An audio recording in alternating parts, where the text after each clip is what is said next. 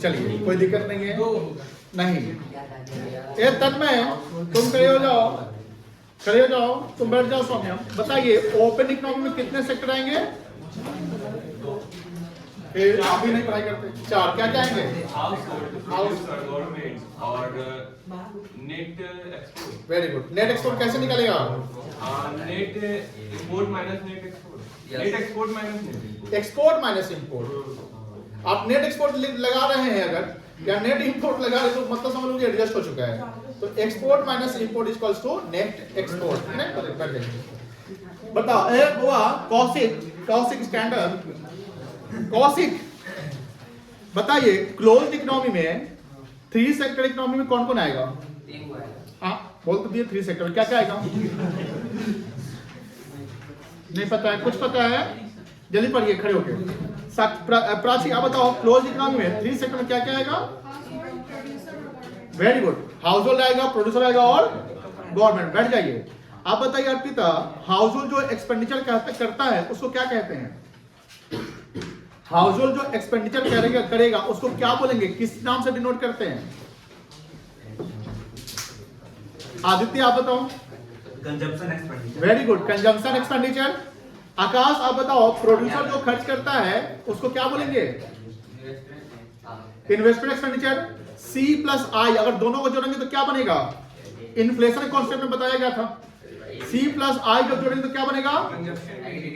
Very good, aggregate. अगर aggregate demand ज्यादा है, सुनो एग्रीगेट डिमांड ज्यादा है और एग्रीगेट सप्लाई कम है तो क्या प्रॉब्लम आएगा? इन्फ्लेशन का कि डिफ्लेशन का? इन्फ्लेशन आएगा। और अगर एग्रीगेट डिमांड कम है और एग्रीगेट सप्लाई ज्यादा है तो क्या प्रॉब्लम आएगा? डिफ्लेशन आएगा। और ये सब चीजें मैक्रो की बातें हैं। किसकी बातें हैं? मैक्रो की बातें। हम लोग ये सब डिस्कस कर चुके थे। ये सब नोट्स आपको मिल गया होगा। एक सब नोट डाले कि नहीं? हैंड रिटन नहीं डाले, लेकिन आप लोग लिख रहे हैं ना? जो बच्चे ठीक है डाल दें। आज कोशिश कर रहे हैं क्योंकि कल क्लास बंद रहेगा तो आज ये चैप्टर हमको एंड कर देना है। समझ गए?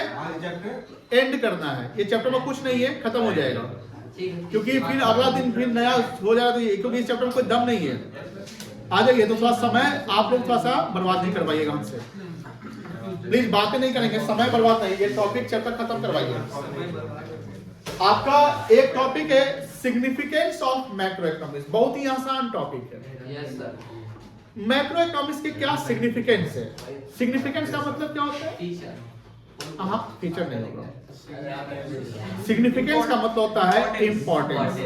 There is some difference between significance and features. ध्यान रखिएगा। इंपॉर्टेंस का मतलब होता है, हाँ ये पूछ सकते हैं कि why the macro economics is necessary for the country. जैसे अभी आप सुन रहे होंगे, अभी जस्ट न्यूज आया है, न्यूज चल रहा है कि हमारे जो देश के प्राइम मिनिस्टर हैं वो यूएस विजिट किए हैं और यूएस में आज शायद उनका डिनर है यूएस प्रेसिडेंट के साथ। कल क्या हुआ था? यूएस प्रेसिडेंट के साथ उनका एक ऑफिशियल मीटिंग था। एक फॉर्मल मीटिंग होता है, एक इनफॉर्मल मीटिंग होता है। ध्यान सुनिएगा।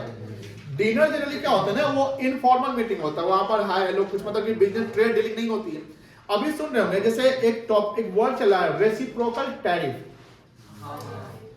डोनाल्ड ट्रंप अपने सोशल मीडिया प्लेटफॉर्म से मतलब कि बोला कि जो 3 सप्ताह मेरा चला है वो जिंदगी का सबसे अच्छा चला है और आज मेरे लिए बहुत अच्छा दिन, बड़ा दिन है। क्यों बोला? क्योंकि पीएम मोदी मिलने वाले थे। देखिए पीएम मोदी और जो प्रेसिडेंट डोनाल्ड ट्रंप है उनके बीच में एक फ्रेंडली मतलब कि जेस्चर चलता है। तो वो फ्रेंड के बीच में ट्रेड भी कभी कभी क्या होता है कि प्रॉब्लम क्रिएट करता है कि फ्रेंड के बीच में ट्रेड कैसे हो सकता है। जैसे इंडिया का पीएम और यूएस का प्रेसिडेंट फ्रेंड है, बट होता क्या है, बोलने तो हमको। उसके बाद क्या होता है कि भैया अगर ट्रेड में बात करते तो इंडियन जो गवर्नमेंट है वो अमेरिकन प्रोडक्ट पे इंपोर्ट टैरिफ ज्यादा लगाती है। तो यूएस के प्रेसिडेंट ने बोला रेसिप्रोकल टैरिफ। रेसिप्रोकल का मतलब होता है उल्टा, मतलब कि गिव एंड टेक, समझते ना? तो रेसिप्रोकल क्या होता है कि अगर हम गिव कर रहे हैं तो आप ले रहे हैं, मतलब कि आप टेक कर रहे हैं। आप हम अगर सर्विस दे रहे हैं तो आप पैसा दे रहे हैं, तो यू आर रेसिप्रोकल। क्या हुआ? रेसिप्रोकल। तो रेसिप्रोकल प्रॉमिस में यूएस ने बोला कि तुम अगर 50% टैरिफ लगाएगा तो हम भी 50% लगा देंगे। तुम अगर 50 से 10% कर देगा तो हम भी 50 से 10 कर देंगे। तो इंडिया के लिए टफ चैलेंज आ गया है क्योंकि इंडियन गवर्नमेंट टैरिफ ज्यादा लगाती है। तो अब प्रॉब्लम क्या होगा? इंडियन कंपनी को भी प्रॉब्लम हो जाएगी कि अगर वो टैरिफ ज्यादा लगा दिया तो यहाँ का प्रोडक्ट क्या होगा? एक्सपोर्ट करने में प्रॉब्लम हो सकती है। तो अभी जो इंडिया के पीएम जो गए हैं, ये सब चीज में बातें होनी है। अभी आप सोचोगे एलन मस्क की कंपनी टेस्ला है, टेस्ला का इंडिया में आना मतलब कि थोड़ा 2-3-4 साल से क्या है प्रॉब्लम क्रिएट हो रहा है, कुछ टैरिफ का बातें हैं, टैक्स की बातें वगैरह वगैरह। तो अब क्या है कि प्रेसिडेंट डोनाल्ड ट्रंप उसके खास मित्र हो गए, आपके एलन मस्क जानते ही होंगे, उन्होंने पैसा बहुत सारा जिताने में लगाया। तो ऑब्वियस बात है कि एलन मस्क को फायदा पहुंचाएंगे। तो एलन मस्क को फायदा पहुंचाएंगे तो एलन मस्क बोलेगा बोलो हमको इंडिया में ट्रेड करना है, बिजनेस करना है। तो ऑब्वियस बात है कि जो भारत के पीएम है वो कहने के अलाउ कर देंगे, चलो ठीक है टेस्ला आ सकती है।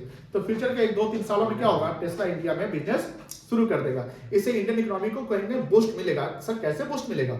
एफडीआई ना आएगा। क्या आएगा?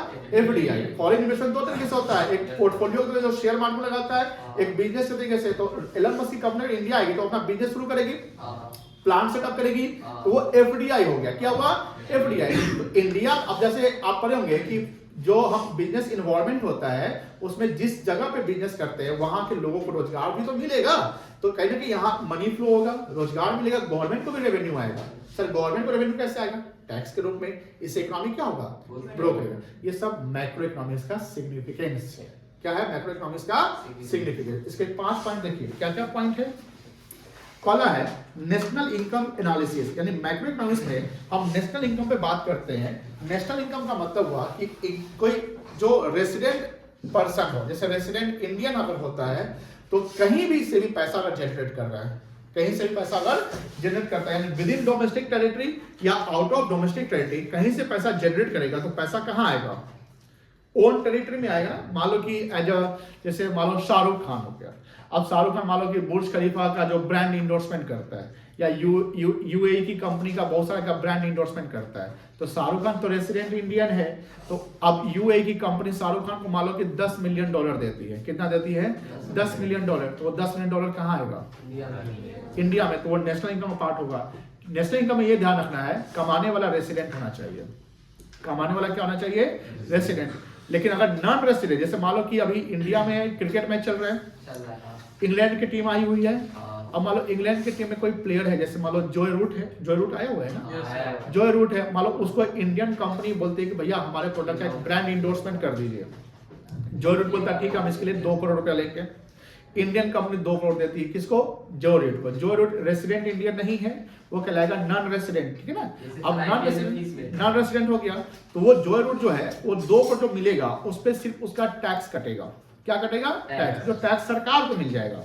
मान लो कि 30 लाख 30% टैक्स कट जाता है, तो 200 लाख यानी 2 करोड़ हो गया, उसका 30% 60 लाख चला गया। तो जॉय रूट का टीडीएस के बाद कितना मिलेगा?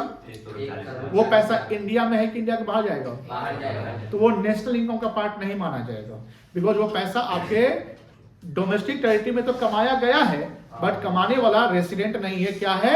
नॉन रेसिडेंट है। मेरी बात समझ में आई ना? अगर नॉन रेसिडेंट पैसा आपके देश से कमा रहा है तो वो डोमेस्टिक इनकम जीडीपी का पार्ट माना जाएगा, बट नेशनल इनकम का पार्ट नहीं माना जाएगा। तो सर जीडीपी का पार्ट क्या हो गया? कोई भी कंट्री का कंपनी, जैसे टेस्ला इंडिया में कमा रही है, माइक्रोसॉफ्ट कमा रही है, यानी विद इन डोमेस्टिक टेरिटरी कोई भी इनकम जनरेट हो रहा है वो इंडिया के जीडीपी का पार्ट माना जाएगा। इंडिया में अगर मान लो एप्पल अपना मैन्युफैक्चरिंग एंटिटी खोल देता है, टेस्ला खोल देता है, इंडियन इकोनॉमी को फायदा होगा कि नहीं होगा? आज देखिए टेस्ला चाइना में बिजनेस कर रहा है, एकदम कर रहा है। एप्पल का स्टोर देखिए चाइना में कितना सारा है। एप्पल का मैन्युफैक्चरिंग प्लांट आपका चाइना में है, वो अभी से नहीं है, काफी समय से है।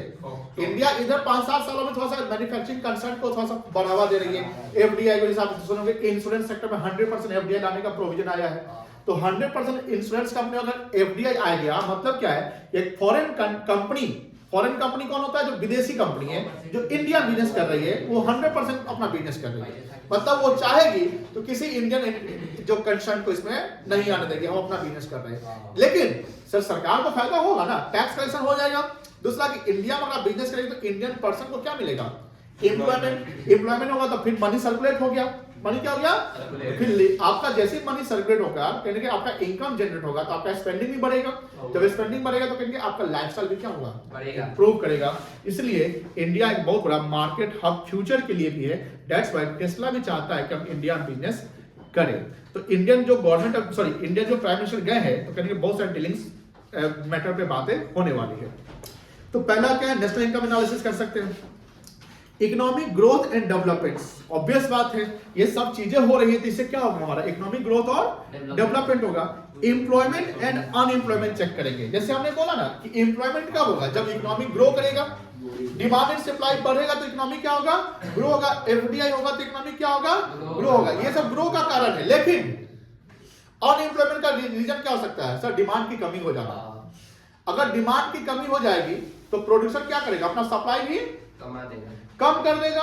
जब प्रोड्यूसर सप्लाई कम करेगा तो प्रोडक्शन भी उसका क्या हो जाएगा, कम जाएगा। प्रोडक्शन अगर कम जाएगा तो कहने के फैक्ट्री सब को, मशीन को बंद करना पड़ेगा, कोई ब्रांच को बंद करना पड़ेगा, तो वहां जो लोग काम कर रहे हैं उसको क्या बोला जाएगा, छुट्टी। छोड़ देगा। अभी डिमांड नहीं है इसलिए सामान नहीं बनेगा, इसलिए आप लोग छोड़ दीजिए काम को, तो अनएम्प्लॉयमेंट बढ़ जाएगा। तो एम्प्लॉयमेंट बढ़ने के भी रीजन होते हैं और उसी का उल्टा अनएम्प्लॉयमेंट बढ़ने के भी रीजन होते हैं। अगर कोई जैसे अभी पैंडेमिक आ जाए, पैंडेमिक समझते हैं ना, जैसे कोविड आया था, महामारी जिसको कहते हैं, कोई रिसेशन आ जाए, मान लो जैसे कोई वॉर का सिचुएशन आ जाए, तो ये सब कारण क्या होते हैं, अनएम्प्लॉयमेंट के कारण हो जाएंगे। तो ये मैक्रो लेवल पे बातें हो रही है, कोई दिक्कत नहीं है। इन्फ्लेशन डिफ्लेशन हम लोग समझ चुके हैं। इन्फ्लेशन कब होगा, जब डिमांड ज्यादा होगा, और डिफ्लेशन कब होगा, जब डिमांड कम होगा। And monetary policy, fiscal policy, बताइए ऋषभ सिंह, मॉनेटरी पॉलिसी कौन लाता है, वेरी गुड। और fiscal policy government of India, उसकी एक मंत्रालय जिसको बोलते हैं मिनिस्ट्री ऑफ फाइनेंस। हर साल बजट आता है 1 फरवरी को, हर साल बजट आता है 1 फरवरी को। तो 1 फरवरी को जो फाइनेंस मिनिस्टर है वो बजट स्पीच देते हैं। तो उस बजट स्पीच में होता क्या है, एक साल पहले का एक्चुअल परफॉर्मेंस बताया जाता है और एक साल आने वाले का फ्यूचर प्रोग्राम बताया जाता है कि हमको ऐसे करना है। This is called the budget. सुनिए ध्यान से, वो बात नहीं। एक चीज ध्यान रखिएगा कि जो बजट आता है तो हर साल जो बजट 1 फरवरी को आता है उसको बोलते हैं फाइनल बजट। जैसे अभी 2025 के 1 फरवरी को आया तो ये बजट 25-26 के लिए आया है। किस चीज को, कौन से फाइनेंशियल ईयर के लिए आया, 2025-26। यानी ये जो कोई भी चीज जो एप्लीकेबल होगा वो कब से एप्लीकेबल होगा, 1 अप्रैल 2025 से एप्लीकेबल होगा, कोई दिक्कत नहीं है। लेकिन सर जो इलेक्शन ईयर होता है, जैसे कौन सा इलेक्शन, लोकसभा का इलेक्शन का जो ईयर होता है उस साल 2 बजट आता है। एक प्री इलेक्शन बजट आता है और एक पोस्ट इलेक्शन बजट आता है। प्री इलेक्शन बजट जनरली फरवरी में ही आता है। तो जो प्री इलेक्शन बजट होता है उसको इंटरिम बजट कहते हैं। क्या कहते हैं सर, इसका मतलब होता है जैसे मान लीजिए कि मई में चुनाव होगा। कब चुनाव होगा, मई में। तो अब देखो ध्यान से, फरवरी में अगर बजट आया, अब जिसकी सरकार है तो बजट में इतना ज्यादा मतलब अनाउंसमेंट कर दे, लोगों को लुभाने के लिए इतने ज्यादा अनाउंसमेंट कर दे कि इससे इलेक्शन में उसका इंपैक्ट पड़ सकता है। तो सरकार, इलेक्शन कमीशन कहता है कि आप ऐसा कुछ भी लुभावना चीज आप बजट में नहीं अनाउंस कर सकते हैं क्योंकि इंटरिम बजट है। ये जो फरवरी से मई तक का ही बजट को हम इंटरिम बजट कहते हैं। इंटरिम मतलब का जो मध्यवर्ती जो टर्म का होता है। फिर जो इलेक्शन कंप्लीट हो गया, चुनाव हो गया, वोटिंग हो गया, काउंटिंग हो गया, रिजल्ट आ गया, सरकार बन गई। तो जो सरकार बन गई, नई सरकार, चाहे वो कोई भी, मान लो कि सेम सरकार आ गया या कोई दूसरा आ गया, तो वो सरकार फिर जुलाई में देखिएगा, इस साल जुलाई में 24 में आया था ना, तो जुलाई में जो बजट आएगा वो फाइनल बजट कहलाएगा। क्या कहलाएगा बेटा, फाइनल बजट। समझ में, तो इलेक्शन ईयर में कितने बजट आएंगे, 2, एक इंटरिम बजट और एक फाइनल बजट। इंटरिम बजट जो प्री इलेक्शन पीरियड होता है और फाइनल बजट होगा पोस्ट इलेक्शन पीरियड होता है। कोई दिक्कत नहीं है। अभी से फाइनल बजट 1 फरवरी को आया। दिल्ली का चुनाव हुआ, पता होगा, तो निर्मला सीतारमण कहते हैं कि 12 लाख तक टैक्स नहीं लगेगा। तो दिल्ली में जो बहुत सारे लोग हैं उसको जो भैया चलो इसी को सरकार बना देते हैं। तो बीजेपी की जीतने का कारण क्या था, यही सब रीजन था कि दिल्ली में चुनाव बीजेपी मतलब बहुत अच्छे से जीत गई और आम आदमी पार्टी को भारी नुकसान हुआ। फिर भी आम आदमी पार्टी का शायद 22 सीट आया। छोड़िए, तो फिस्कल पॉलिसी कौन लाता है, गवर्नमेंट ऑफ इंडिया। और इसका इंपैक्ट पूरा मैक्रो लेवल पे, ये जो भी बातें लिखी है इसका इंपैक्ट पूरे होल नेशन पे पड़ता है। That is the significance of macro economics, scope of macro economics. कोई दिक्कत नहीं है। अगर हम सिग्निफिकेंस की बात करते हैं तो हम बिजनेस साइकिल को अंडरस्टैंड कर सकते हैं। बिजनेस साइकिल का मतलब समझिए, जैसे इसमें कुछ वर्ड लिखा हुआ है, इसी यहाँ पर लिखा हुआ है, it explain the economic fluctuations like boom market. जैसे आप बुलिश मार्केट समझते हैं, बूम मार्केट, बूम का मतलब क्या होता है, अचानक कोई चीज का बढ़ जाना, ये फ्लक्चुएशन कहलाता है। जैसे बोला अडानी में फ्लक्चुएशन बहुत ज्यादा होता है, तो अडानी में ज्यादा फ्लक्चुएशन तो वही हुआ, कभी बूम हो जाता है, कभी बुलिश हो जाता है। रिसेशन मतलब क्या होता है, मंदी। रिसेशन मतलब क्या हुआ, मंदी। रिसेशन कब आएगा? व्हेन रिसेशन आने का कब आएगा? जब लोगों के हाथ में पैसे नहीं हो, यानी एग्रीगेट डिमांड कम है और एग्रीगेट सप्लाई ज्यादा है। लोगों के हाथ में पैसे नहीं होंगे तो डिमांड करेंगे नहीं करेंगे, मंदी का कॉन्सेप्ट आएगा। तो रिसेशन कहते हैं मंदी। डिप्रेशन भी मंदी का ही असर है। रिकवरी क्या होता है? जैसे समझिए,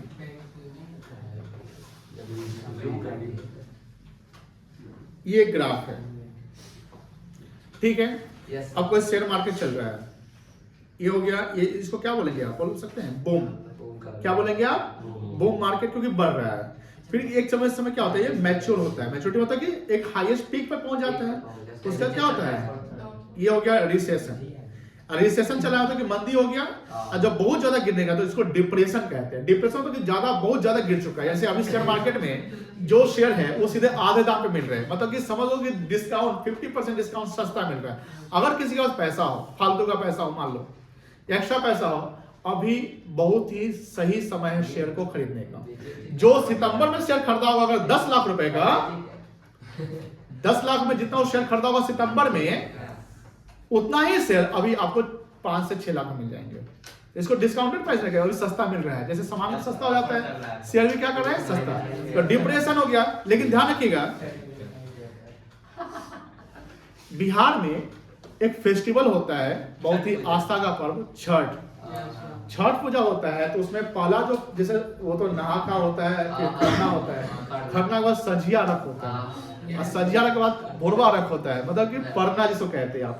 तो सजिया मतलब कि पूजा के बाद क्या कहता है कि पहले डूबते हुए सूरज को हम प्रणाम करते हैं और नेक्स्ट डे हम उगते हुए। इसका मतलब है कि जिसका अस्त हो रहा है उसका उगना तय है। ये छठ का कॉन्सेप्ट है कि अगर तुम्हारा डाउनफॉल चल रहा है ना, क्या बेटा बोलिए। पागल हो गए। नहीं पागल नहीं हुआ, ठीक है। पूछिए आप, पूछिए, कुछ पूछ रहे हैं आप? कुछ रहा है सर कि अगर वो और नीचे जाएगा तो डिप्रेशन से नीचे जाएगा तो कौन सा प्रेशर है? वही तो फिर बताने जा रहे हैं। 50% या 90% बाबा सुनो, कोई वो शेयर 200% भी बढ़ जाता है। कभी कभी सुनिए, जैसे एक आदित्य विजन शेयर कंपनी का नाम सुनिएगा, आदित्य मुझे बिहार का है, तो उसका शेयर का 5% बढ़ गया। मतलब उसमें अगर आप 10,000 रुपये लगाए रहते हैं तो उसके 10 लाख के मालिक होते हैं। अब बोलिए कितना टाइम पीरियड में बढ़ा, ये बताइए। 2-3 साल में। 2-3 साल। बताइए। बहुत सारे शेयर ऐसे हैं जो, जैसे अडानी का ही देखिए, लेकिन जो चीज बहुत तेजी से बढ़ता है ना, वो बहुत तेजी से गिरता है। जो धीरे धीरे बढ़ता है वो धीरे धीरे गिरता है। कॉन्सेप्ट यही है, समझ में आ रही है? ये प्रैक्टिकल जिंदगी में भी लोग होता है कि कोई ज्यादा जल्दी अमीर हो गया तो उसके गरीब होने में भी टाइम नहीं लगता। यहाँ ये कहला रहा है बूम। ये क्या कहलाएगा? बूम। यहाँ जो पीक पर पहुंच चुके हैं इसको बोलते हैं मैच्योरिटी। इसको क्या बोलते हैं आप? मतलब कि आप मैच्योर हो चुका है। ये हो गया आपका ग्रोइंग, यानी इसको बूम कह सकते हैं। इसको आप क्या कहेंगे? आप रिसेशन। बहुत ज्यादा गिरने लगा तो इसको क्या कहेंगे आप? डिप्रेशन। अब यहाँ ध्यान रखिएगा, कितना गिरा दोगे यार इसको भी। अब देखो यहाँ पर, इसको बोलेंगे रिकवरी। क्या बोलेंगे? रिकवरी का मतलब समझ में आ रही है ना? मार्केट रिकवर कर रहा है। अब हो गया मार्केट में गिरना। इस बार रिकवरी करने के बाद सर मैच्योरिटी से भी ऊपर गया तो फिर मैच्योरिटी हो सकता है कभी भी। देखो कोई भी पीक हमेशा वही पीक नहीं रहता है, नहीं समझे? कोई भी जो हाईएस्ट आपका जो लेवल होता है वो एक समय तक के लिए रहता है। जब आप 5 साल 10 साल की बात करते हो, 5 साल 10 साल वो हाईएस्ट लेवल भी क्या हो जाता है? टूट जाता है, फिर नया रिकॉर्ड बनता है। क्रिकेट मैच में ही देखिए कि ब्रायन लारा का एक रिकॉर्ड हुआ करता था, नहीं 375 का पहले हुआ करता था।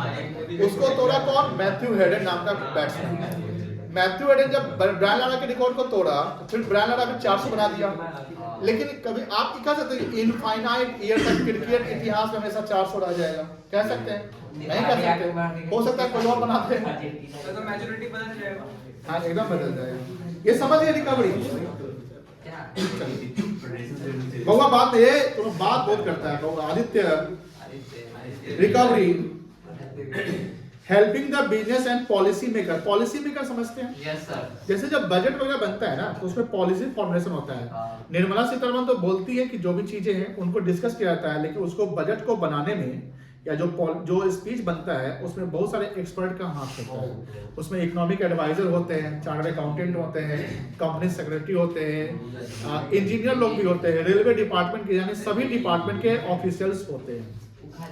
आगे देखो, बातें नहीं प्लीज। सातवां है फॉर्मुलेशन द इकोनॉमिक पॉलिसी। जैसे government rely on macro economic principle to draft policy related to taxation. जैसे अभी नया इनकम टैक्स बिल आने वाला है, आज इसका ना सर नहीं बिल आने वाला, अभी आया नहीं, अभी उस पर डिस्कशन होगा। जैसे कभी कभी क्या होता है ना, जब न्यू लॉ लाने होते हैं, प्लीज सुनो होगा, जब कोई नया लॉ लाना होता है या कोई एक्ट लाना होता है तो पहले उस एक्ट का ड्राफ्ट बनता है जिसको बिल कहते हैं।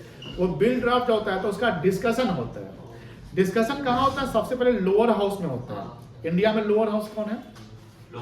लोकसभा। संसद का लोअर हाउस क्या होगा? लोकसभा। तो वहाँ जब डिस्कशन होता है तो वहां पर जो पक्ष और विपक्ष के जो लोग होते हैं, उस जैसे विपक्ष वाले उसका विरोध जनरली करते हैं, यानी उसको क्रिटिसाइज करते हैं कि ऐसे इसके आने से ये प्रॉब्लम होगा, उसके आने से वो प्रॉब्लम वगैरह वगैरह, क्योंकि क्रिटिसिज्म जरूरी है। गवर्नमेंट आकर प्रो गवर्नमेंट बन जाते हैं तो कहीं ना कहीं आप समझ लो कि एक तरीके से अंधभक्त है। गवर्नमेंट जो भी काम करती है उसमें जो काम नहीं करे उसका क्रिटिसाइज जरूरी है, क्योंकि जब तक क्रिटिसाइज नहीं करोगे वो इम्प्रूव नहीं होगा। इसलिए वहां पर क्रिटिसिज्म होता है, तो जो विपक्ष के लोग होते हैं उसका क्रिटिसिज्म करते हैं। फिर वहां पर ये सब जब डिस्कशन हो जाता है तो जो स्पीकर होते हैं, जो हेड होते हैं लोकसभा के, वो क्या करते हैं? चलो अब वोटिंग करवाते हैं। क्या होता है? वोटिंग। अब वोटिंग अगर फेवर में हो गया तो फिर ये बिल आगे पास होगा, मतलब बिल पास हो गया फिर बिल आगे बढ़ेगा। अगर फेवर में नहीं अगेंस्ट हो जाता है तो फिर बिल वो नल एंड वाइड हो जाएगा, फिर से नया ड्राफ्ट करना पड़ेगा, वो राज्यसभा में नहीं जाएगा। लोकसभा लोअर हाउस है, राज्यसभा क्या आपका अपर हाउस है। तो राज्यसभा में जाने के लिए पहले क्या करना पड़ेगा? मेजोरिटी से बिल को पास करवाना पड़ेगा, फिर वो राज्यसभा जाएगा, फिर वहां भी वोटिंग होगा, वहां भी वोटिंग के बाद फेवर आएगा तो फिर किसके पास जाएगा? प्रेसिडेंट के पास। प्रेसिडेंट जब सहमति दे देते हैं, ऐसे दे देते हैं, तब वो लॉ पास होता है। तब इनकम टैक्स एक्ट 1961 चल रहा है, लेकिन उसको वो जो पुराना लॉ है उसको चेंज करना है। बहुत सा कॉम्प्लेक्सिटी जो है, कॉम्प्लेक्स वर्ड है, उसको इजी करना है। तो सरकार नया इनकम टैक्स बिल लाने जा रही है। हो सकता है इसमें साल, 1.5 साल, 2 साल लग जाए। तो यही गवर्नमेंट की पॉलिसी है। जैसे जीएसटी पे पॉलिसी लाना, बाबा प्लीज सुनो, गवर्नमेंट बहुत सारी पॉलिसी है। रूरल डेवलपमेंट के लिए पॉलिसी, स्किल इंडिया के लिए, जैसे अभी ग्रीन, जैसे आप सुनते हो ग्रीन एनर्जी का पॉलिसी आ रहा है, ये सब गवर्नमेंट की पॉलिसी है, कोई दिक्कत नहीं है। गवर्नमेंट कितना खर्च करने वाली है, spending, investment and trade. Global economic analysis, जैसे आप देखते होंगे कि जैसे यूएस के प्रेसिडेंट से इंडिया के प्राइम मिनिस्टर मिले हैं, तो ये इसको आप क्या कहेंगे? ये ग्लोबल इकोनॉमिक एनालिसिस है। अभी भारत के प्रधानमंत्री इससे पहले कहाँ गए थे? फ्रांस गए थे। फ्रांस के साथ भी बहुत सारा डीलिंग हुआ कि भारत का एक डिफेंस सिस्टम है पिनाका। पिनाका नाम सुने होंगे, ये कारगिल के वॉर में यूज हुआ था। तो पिनाका जो मिसाइल है वो भारत का अपना बना हुआ है। तो भारत ने ऑफर किया कि भैया अजरबैजान नाम का एक कंट्री था वो हमसे खरीदा, बहुत सारा जो कंट्री वो खरीद रहा है। फ्रांस को ऑफर किया था, फ्रांस भी कहीं ना कहीं वो क्या बोलते हैं इंटरेस्ट दिखाया कि हम भी आपसे कोई डिफेंस पार्ट खरीदेंगे। इससे क्या हुआ? इंडिया का डिफेंस एक्सपोर्ट बढ़ेगा। इंडिया का डिफेंस एक्सपोर्ट बहुत ज्यादा नहीं है, क्योंकि डेवलप्ड नेशन क्या है, जैसे फ्रांस थोड़ी कर, फ्रांस इजराइल जो है या अमेरिका, इंडिया के डिफेंस एक्सपोर्ट करके थोड़ा सा ज्यादा हम बना लेते हैं, बात समझ आ रही ना? तो फिर भी अगर इंडिया किसी में एक्सपोर्ट जैसे एक्सपर्ट हो जाए, जैसे ब्रह्मोस मिसाइल का नाम सुने होंगे कि एक बार इंडिया का कोई जो था, मतलब कि वो ऐसा लॉन्च कर दिया कि पाकिस्तान के करीब जाके गिर गया है कि नहीं है, और पाकिस्तान का जो मिसाइल जो रडार होता है वो पकड़ा ही नहीं। अब इसके बीच में दो लॉजिक आता है, लॉजिक मैं बोल रहा हूँ, ये सच्चाई कितनी है पता नहीं। लॉजिक क्या है? हो सकता है कि इंडिया टेस्ट किया हुआ कि देखते हैं पाकिस्तान के साथ अगर युद्ध होता है, गिरा कर देखते हैं ये पकड़ता है कि नहीं हमको पकड़ता है। अब ऑफिशियली तो इंडिया नहीं बोल सकता कि हम टेस्ट किए थे, तो वार हो जाता, तो भी प्रॉब्लम हो जाता। तो भाई बी डिप्लोमेट बनो, वार होगा तो कितना तुम्हें स्ट्रॉन्ग में नुकसान होना ही है। तो इंडिया क्या, भारत सरकार क्या बोली? गलती से हो गया, क्या बोला? गलती से हो गया। अब गलती से हुआ तो जो जो जो ये काम किया उसको सस्पेंड कर दिया। अब देखिए ऑफिशियली सस्पेंड हो गया, हो सकता है अनऑफिशियली उसको पैसा मिल रहा होगा बस में। तो कभी कभी ये भी हो सकता है कि देखो ऐसा कोई गलती नहीं लगी मिसाइलें फेंका जाए, है कि नहीं? है हो सकता है जान बूझकर किया गया होगा। तो ये लॉजिक है, ये लॉजिक बनाया जा रहा है कि हो सकता है ऐसा हुआ होगा। तो इंडिया का ब्रह्मोस मिसाइल सुनते होंगे, एक परमाणु मिसाइल भी टेस्ट कर, एक परमाणु भी टेस्ट करके गलती से सस्पेंड तो हुई है। ये सब याद करेगा, सस्पेंड हो जाएगा। थोड़ा ऐसा लगा डिफेंस में भेज दिया जाना है। हिस्सा लगेगा। पकड़ तो ग्रिप नहीं बनेगी। सुनो है बउआ, प्लीज सुनो बउआ, प्लीज सुनो। तो इंडिया का डिफेंस एक्सपोर्ट बहुत कम है, ये हम मैक्रो इकोनॉमिक एनालिसिस कर रहे हैं। तो इसमें क्या है, इंडिया का ब्रह्मोस मिसाइल जो है रसिया के हेल्प से बनाया गया है, याद रखिएगा किसके हेल्प से बनाया गया है? रसिया के हेल्प से। तो ब्रह्मोस मिसाइल इंडिया का बहुत ही स्ट्रॉन्ग, मतलब कहीं ना कहीं हम कह सकते हैं अपग्रेडेड वर्जन का मिसाइल है। अब अगर इसको एक्सपोर्ट किया जाए, सुनो रे अल्लाह, एक्सपोर्ट किया जाए तो इंडिया का डिफेंस क्या होगा? एक्सपोर्ट बढ़ेगा, ये इंडियन इकोनॉमी को फायदा होगा ना। चलिए यही हुआ ग्लोबल इकोनॉमिक एनालिसिस। और इसके बारे में it studies the international trade. अब देखिए इंटरनेशनल ट्रेड है, इसमें एक ऑर्गेनाइजेशन बहुत बड़ा रोल प्ले करती है। उस ऑर्गेनाइजेशन का नाम बता सकते हैं?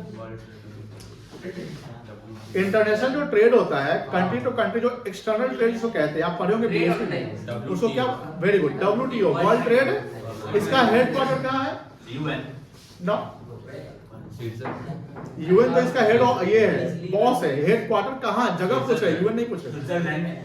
वेरी गुड, स्विट्जरलैंड के जेनेवा में, ठीक है ना? तो सारे हेड ऑफिसर स्विट्जरलैंड नहीं भैया, सारा हेड उसका है। जैसे यूनाइटेड नेशन जो का जो हेड ऑफिस है वो न्यूयॉर्क में है। सबका हेड ऑफिस स्विट्जरलैंड में बहुत सारा तो अच्छा लगता है। वर्ल्ड बैंक का भी लगा है। सुनो अल्लाह ने एक्सचेंज रेट पढ़े होंगे आप लोग। फॉरेक्स रेट होता है जहां पर आप कंट्री टू कंट्री करेंसी का क्या करते हैं, आप एक्सचेंज करते हैं। And the impact of globalization India में, ये आदित्य, इंडिया में ग्लोबलाइजेशन कब आया बता सकते हो? हाँ सर, कब आया? 1991 में आया था, ठीक है ना? तो ग्लोबलाइजेशन कहीं ना कहीं मैक्रो इकोनॉमी क्या करता है? इंपैक्ट डालता है। एंड नेशनल इकोनॉमिक्स, नेक्स्ट है इनकम एंड वेल्थ डिस्ट्रीब्यूशन। जैसे हमने बोला कि इंडिया में 2% लोग इनकम टैक्स पे करते हैं और 98% का लोड जो है वो 2% वाले पर जाता है। और आप बात करें कि सर लग्जरियस प्रोडक्ट कितने परसेंट यूज करते हैं, तो हो सकता है कि 2 से 3% लोग। इनकम टैक्स कितने परसेंट पे करते हैं? 2%। तो जो इंडिया में गरीबी है, उस गरीबी को सरकार जो प्रोवाइड करती है मॉनेटरी बेनिफिट, वो सरकार मॉनेटरी बेनिफिट कहां से लेती होगी? रिच सेक्शन से लेती होगी, अपर मिडिल क्लास से लेती होगी। तो कहने की क्या है ना कि इनकम का डिस्ट्रीब्यूशन होता है कि अगर कोई रिच सेक्शन कमा रहा है तो टैक्स रूप में सरकार को दे रही है और सरकार वही पैसा गरीबों को बांट रही है। तो इनकम क्या क्या हो गया? डिस्ट्रीब्यूशन हो गया। इनकम का क्या हो गया बेटा? डिस्ट्रीब्यूशन हो गया। कोई दिक्कत नहीं है। फोरकास्टिंग, फोरकास्टिंग मतलब प्रेडिक्शन करना। Forecasting the economic trends. जैसे अभी देखो, मान लो कि एआई का समय जैसे अभी आ चुका है, बातें नहीं करेंगे, आर्टिफिशियल इंटेलिजेंस का समय आ गया। कल हमने बताया कि एआई पे सबसे अधिक इन्वेस्टमेंट कौन कंट्री करता है? यूएस करता है, उसके बाद चाइना करता है। इंडिया से बहुत पीछे है, मतलब कम। तो देखो इंडिया अगर पूरा एआई पे खर्च कर दे, क्योंकि उन लोगों के पास पैसे बहुत ज्यादा है, यूएस का पैसे भी ज्यादा है। उनका डिफेंस जब बजट देखते होंगे तो इंडिया का जीडीपी तो उसका डिफेंस बजट रहता है, चाइना का डिफेंस बजट इंडिया के डिफेंस बजट से 5 गुना 10 गुना ज्यादा रहता है। तो उसका वो कहीं ना कहीं डेवलप्ड नेशन कैटेगरी में आता है। लेकिन इंडिया भी कहीं ना कहीं एआई पे जो कंट्रीब्यूशन पहले कम करती थी, अब क्या करे इंडिया? बढ़ा रही कि भैया एआई अभी के लिए समझ लो कि जो डेटा होता है ना, तो डेटा, जैसे डेटा तो मोदी भी बोले कि डेटा अभी के लिए समझ लो किसी इकोनॉमी के लिए एक तरीके से उसका सोल है, आत्मा है। अगर डेटा आपके पास है तो कहीं ना कहीं आप उससे बहुत काम कर सकते हैं। आज इंटरनेट जो सबसे सस्ता अगर किसी कंट्री में तो वो इंडिया में। इंडिया में यूट्यूबर से इतना पैसा कमाता है या रील्स वाला इतना कमाता है क्योंकि हम लोग उसको यूज देखते हैं, ठीक है, उसका व्यू बढ़ता है या फॉलो करते हैं। लेकिन हम लोग देखते क्यों है? क्योंकि हम लोग को इंटरनेट सस्ता मिलता है। अगर इंडिया में पाकिस्तान जैसा इंटरनेट महंगा रहता तो यहाँ का यूट्यूबर करोड़ों नहीं कमाता, क्योंकि आप तो डेटा का कम यूज करते हैं। मेरी बात समझ रही है? अगर 2016 से पहले की, जब जियो नहीं था उससे पहले, बताइए जो सोशल मीडिया इन्फ्लुएंसर है इतना पैसा कमाते रहे होंगे? नहीं कमाते रहे होंगे। आज कमाने का रीजन यही है, समझ लो कि सबका जो करता धरता है तो जियो कह सकते हैं। क्या कह सकते हैं? जियो आने से डेटा एकदम क्या हो गया? सस्ता हो गया। कोई दिक्कत नहीं है। चलिए, these points highlight the how macroeconomic play a crucial role. Crucial मतलब क्या होता है? Crucial मतलब क्या होता है? Important role. प्लीज बात करें। In shaping the national and global economies. कोई दिक्कत नहीं है, समझ गए? Yes sir. आगे ये टॉपिक देखो, ये टॉपिक जानते हैं, माइक्रो मैक्रो पैराडॉक्स। पैराडॉक्स मतलब समझ लो कि इसे आप इसको कह सकते हैं कहीं ना कहीं थ्रिफ्ट या मिथ। वही बता, थ्रिफ्ट या मिथ। देखो अच्छा ये बताओ, अगर एक सिंगल पर्सन, बातें नहीं करो प्लीज, सुन लो, ये टॉपिक खत्म हो जाएगा, चैप्टर खत्म हो जाएगा। ये सिंगल पर्सन अगर वो इनकम जनरेट करते हैं, ठीक है, वो अपना स्पेंडिंग जो है लिमिटेड करता है। एक सिंगल इंडिविजुअल की बात कर रहे हैं, यानी माइक्रो लेवल पे बात कर रहे हैं। तो एक इंडिविजुअल का इनकम साउंड इनकम है, साउंड मतलब अच्छा इनकम है, लेकिन वो अपना स्पेंडिंग कम से कम करता है, यानी लग्जरियस आइटम पे खर्च नहीं कर रहा है, जो अननेसेसरी स्पेंडिंग नहीं करता है, इधर उधर खर्च नहीं करता है, और पैसे को प्रॉपर सेव करता है, क्योंकि वो चाहता है कि हम पैसा जितना सेव करेंगे उतना हमारा फ्यूचर जो है सिक्योर होगा। बताइए, एक इंसान की जो थिंकिंग है उस लेवल पे, माइक्रो लेवल की जब हम बात करते हैं तो उसकी थिंकिंग सही है कि गलत है? इंडिविजुअली देखा जाए तो सही है। इंडिविजुअली की बात ही करते हैं, माइक्रो लेवल पे आप क्या बोल सकते हैं, सही कि गलत? वो इंसान सही कर रहा है, कोई भी, क्योंकि जानता है कि मेरा आगे जनरेशन कैसा होगा। मान लो कि बच्चों के लिए पैसा भी तो बचा के रखे हैं, है कि नहीं? कुछ लोग 2-3 जनरेशन का सोचने लगता है कि 2-3 जनरेशन तक हम ही जो जितना कमा के रख देंगे। अब ध्यान रखिएगा, जो जितना कंजूस होता है वो उतना बड़ा दानवीर होता है। अच्छा डॉक्टर, ठीक है, ठीक। जो जितना कंजूस होता है वो उतना बड़ा दानवीर होता है। सर ये कैसे सर? कोई एक्सप्लेन कर सकते हैं या प्रूव कर सकता है कि जो जितना कंजूस है वो उतना दानवीर कैसे जाएगा? नहीं, वो फैमिली ना है। जैसे मान लो कि आपके पापा, आप में से किसी के पेरेंट्स होंगे कंजूस या पैसा कम देते होंगे, कोई हाथ उठा, कोई नहीं उठाएगा सब में से। मान लेते हैं कोई एक नाम का पर्सन है, वो अपने बच्चों को कम से कम पैसा देते हैं। पापा को बोलता है पापा मोबाइल खरीदिए, ना ना बिना मोबाइल के चलो। पापा ये खरीद दीजिए, ना ना कुछ नहीं। तुम पे नहीं बोल रहे, ठीक है ना? बहुत सारे का नुकसान। आप सपोज करिए, ध्यान सुनिएगा, होगा ये आपके जीवन की बातें हैं। आप बोलिएगा पापा बड़ा कंजूसी टाइप का करते हैं, 1 रुपया हम पे फालतू खर्चा नहीं। बर्थडे होता है तो देते हैं 20 रुपया, जो होता है 20 को टॉफी खरीद लेना बांट देना दोस्त के। अब कैसे होगा? अल्टीमेटली वो सारा पैसा वो बचा रहे हैं, किसको मिलेगा फ्यूचर में? हो गया तो सबसे दानवीर तो वही ना हो गए, सबको तुम्हारे लिए छोड़ के तो जा रहे। चलिए माइक्रो लेवल पे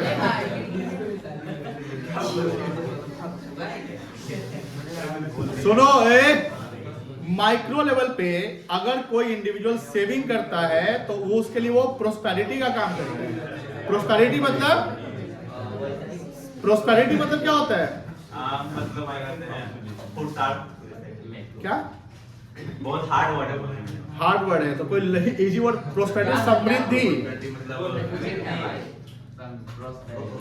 प्रोस्पेरिटी मतलब क्या होता है? प्रोस्पेरिटी, समृद्धि समझते हो? समृद्ध आदमी मतलब नहीं तो बहुत ज्यादा रेप्यूटेड हो गया। हाँ, लेकिन अगर बात नहीं, लेकिन अगर मैक्रो लेवल पे, ये बात हम पहले बता दिए हुए, अगर मैक्रो लेवल पे सब लोग अगर कंजूसी करने लगे, अननेसेसरी खर्च ना करे, लग्जरियस आइटम नहीं खरीदे, तो बताइए मैक्रो लेवल पे ये क्या प्रोस्पेरिटी का सिंबल होगा कि ये कहीं ना कहीं डाउनफॉल होगा इकोनॉमी के लिए? ये इकोनॉमी के लिए प्रॉब्लम हो जाएगा। ध्यान रखिएगा, इंडिविजुअल लेवल पे कोई चीज बचाते तो सही है, अगर मैक्रो लेवल पे बचाते तो सही नहीं है। समझ में आ गया? तो इसको पढ़ो तो शांति से, यहाँ तक पढ़ो तो शांति से। पैराडॉक्स मतलब क्या होता है? थ्रिफ्ट नहीं समझा सकते हैं। समझ कर गए। पहला पॉइंट जो समझ गया होगा सेविंग का, समझ गए। माइक्रो लेवल पे क्या है आपका फ्यूचर सिक्योर हो जाएगा, हाँ। लेकिन मैक्रो लेवल पे अगर ऐसा करेंगे तो डिमांड की कमी आ जाएगी, हाँ। डिमांड की कमी से प्रोडक्शन कम जाएगा, प्रोडक्शन कम से क्या होगा, अनएम्प्लॉयमेंट बढ़ जाएगा, फिर इकोनॉमी क्या हो जाएगा, डाउन हो जाएगा। तो पहला पॉइंट सबका क्लियर। Yes sir. दूसरा पॉइंट है वेज रिडक्शन एंड एम्प्लॉयमेंट। हाँ।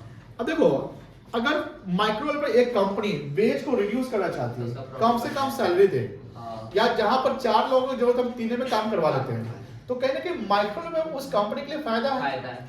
लेकिन हर कंपनी ऐसा करेगा तो अनएम्प्लॉयमेंट क्या हो जाएगा, बहुत बढ़ेगा। बढ़ जाएगा। तो यही पॉइंट है कि माइक्रो पे सही है लेकिन मैक्रो पे गलत है।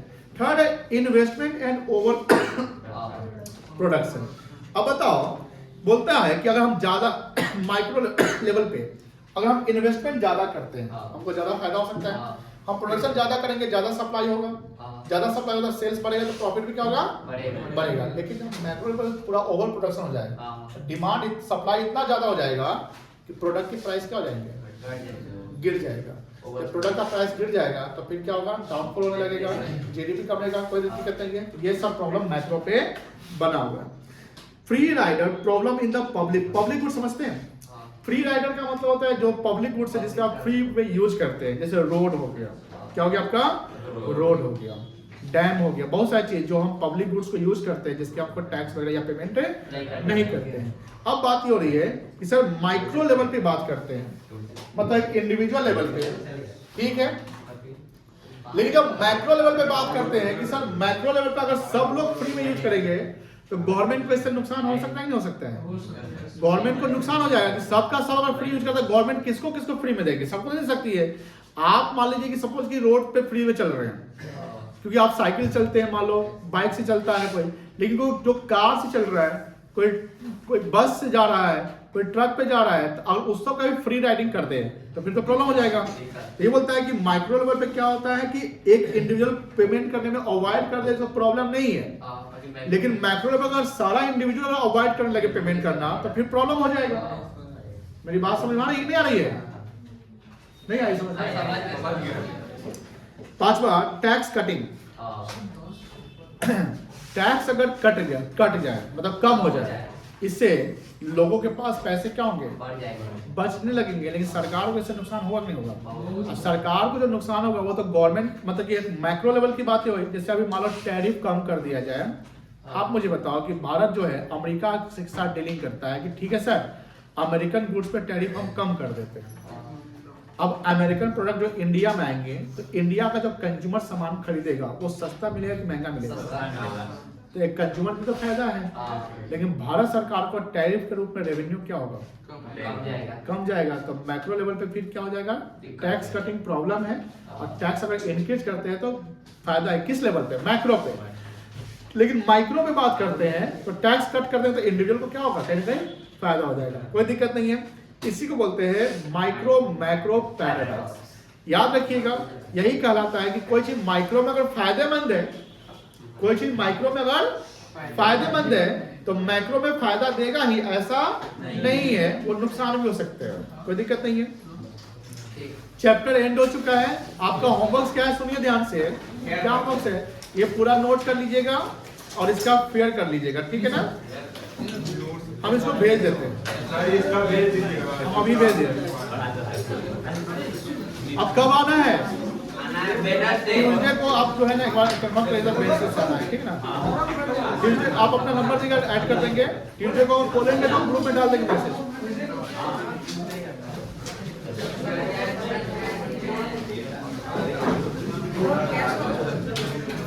नहीं है पैसा बेटा, क्या लेना है, जाओ वहां इसका भेजना भेज देंगे।